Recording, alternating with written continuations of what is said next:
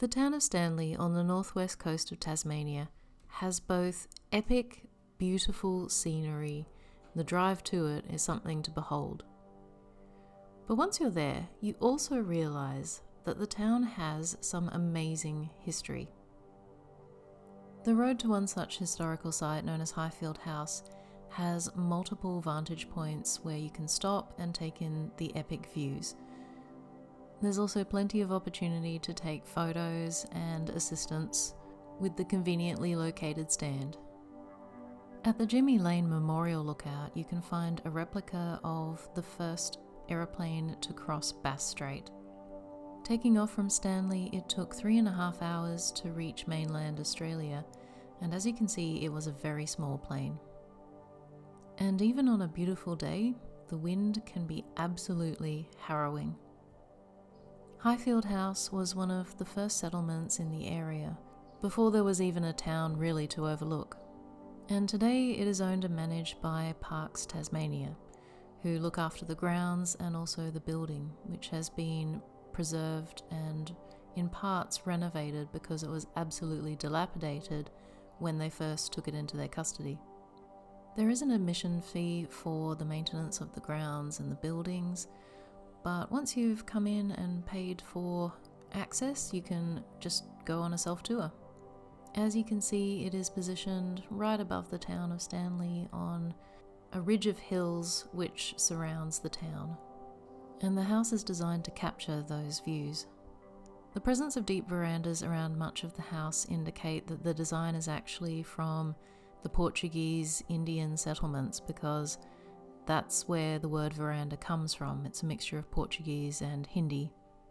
The design of colonial buildings were often in response to the various climates that were part of the former empire.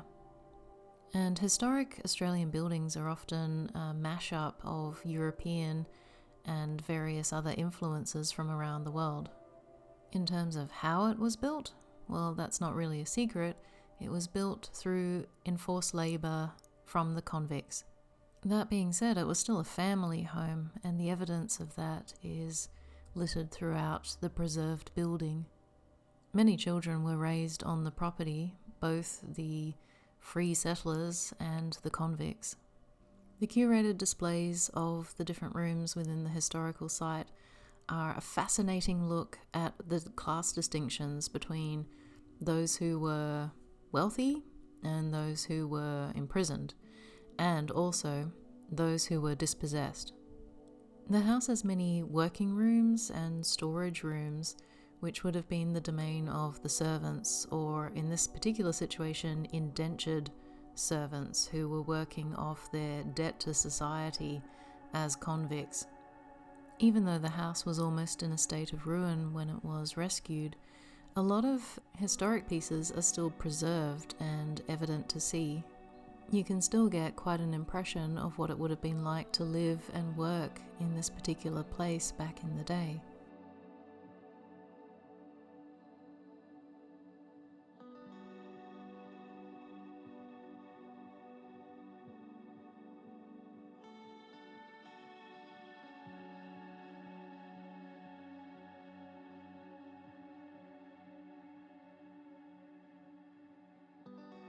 There have also been archaeological digs around the site, which give people some insight into how they lived and what sort of supplies they had.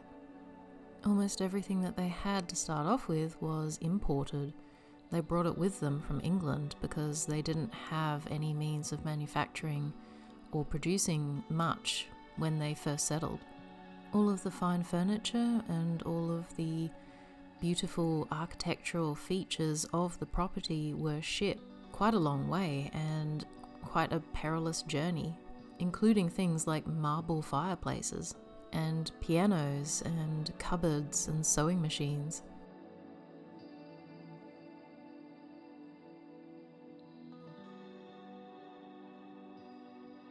It wasn't just one house and one family either.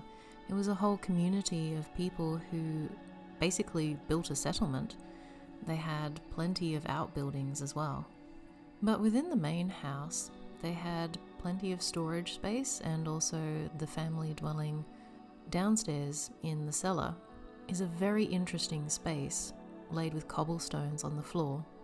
The temperature is noticeably cooler even in the cool climate of Tasmania, and it would have been perfect for preserving all of the necessary supplies that they had to bring with them from England.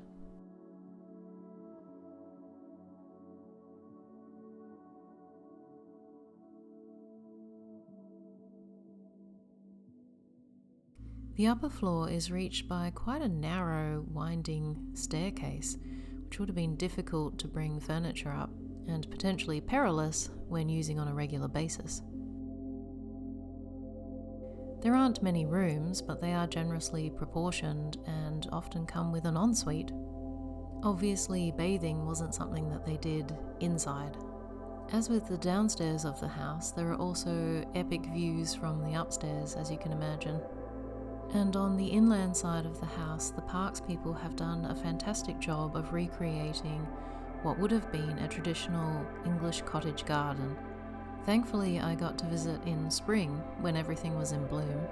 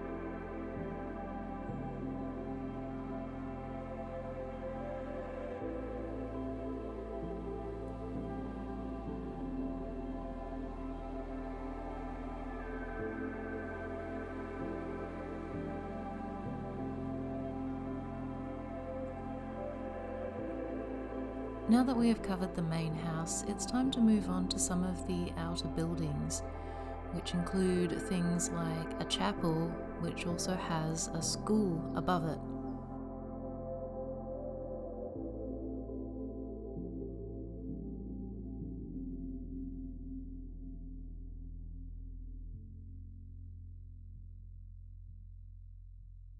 The chapel is on the ground floor of the building and would have been an essential element of life in a new colony, as they would have relied a lot upon their faith to believe that they were going to survive in such a remote and hostile environment.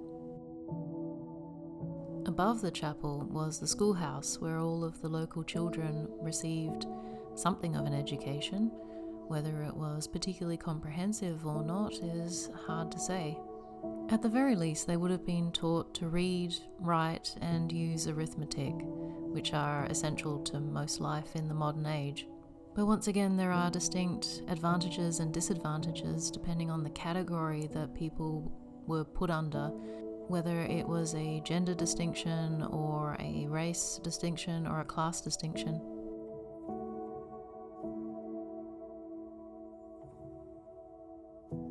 Further afield on the property, we get to things like the stables, where they housed the prized horses with quite a great deal of comfort, possibly more comfort than how they housed some of the convicts and other groups of people. Livestock were often more valued than human beings in many different respects, and horses were incredibly important to life when you were setting up a community.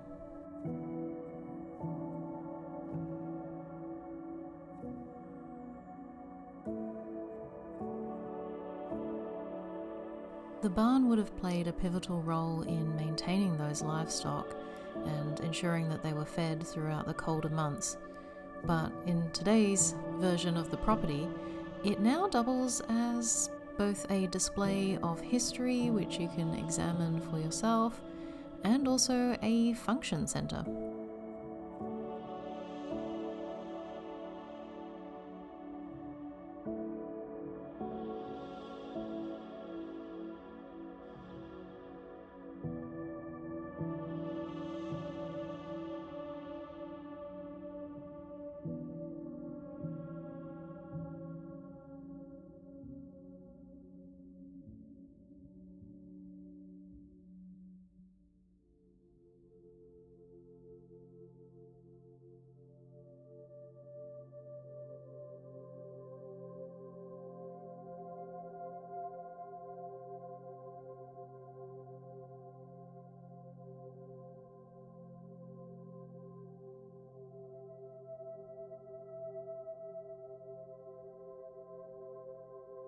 Back in the town of Stanley, it's time to get something to eat.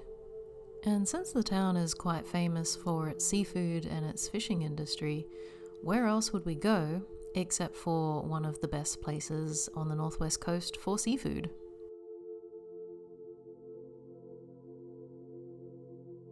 Hursey Seafood is famous for its crayfish and also the locally caught fish of all varieties. There is takeaway available in the downstairs area, but upstairs is quite a large restaurant area which is decked out in a nautical theme.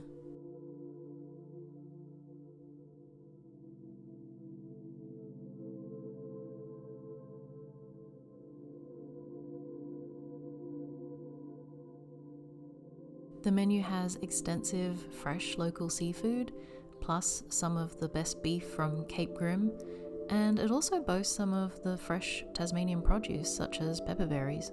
And the views don't disappoint either.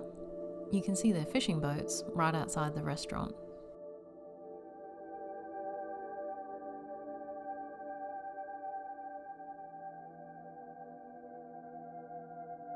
While we were in town, we had a look around on foot.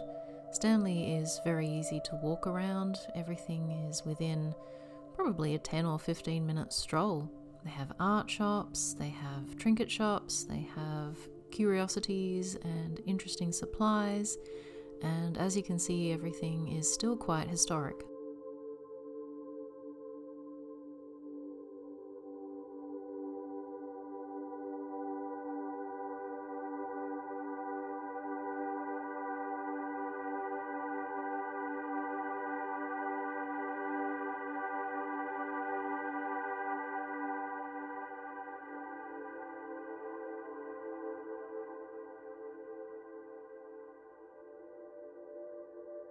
If you want to know more about the history of the town, you can visit the local museum, which is on Church Street, funnily enough, because it's got a church that's actually the museum.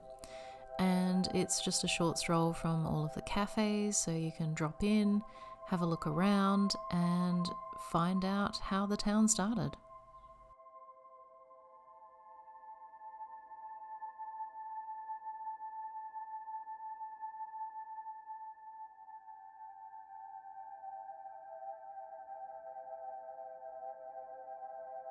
Before we visited the beach, we decided to call in at Providore 24 and get some chocolate, which made a nice dessert after a tasty lunch.